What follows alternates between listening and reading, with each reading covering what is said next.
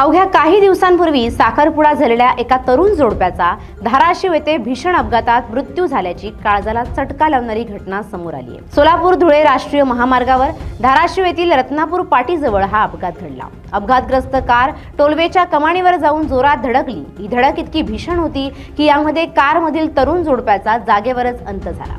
वाशी तालुक्यातील पारा येथील अक्षय शिंगारे आणि इजोरा येथील मुलगी आकांक्षा सुनील चव्हाण यांचा गेल्या रविवारी मांजरसुंबा येथील कन्हैया मंगल कार्यालयात साखरपुडा झाला होता। मयत आकांक्षा हिला आज रविवारी लातूर येथे महापारेषणची परीक्षा होती। त्यासाठी ती आणि अक्षय दोघे पहाटे वाशी येथून लातूरकडे निघाले होते। रत्नापूर पाटीजवळील वळणावर चालकाचं वाहनावरील नियंत्रण सुटल्याने भरधाव कार टोलवेच्या कमानीवर जाऊन आदळली। यामध्ये दोघांचा दुर्दैवी मृत्यू झाला।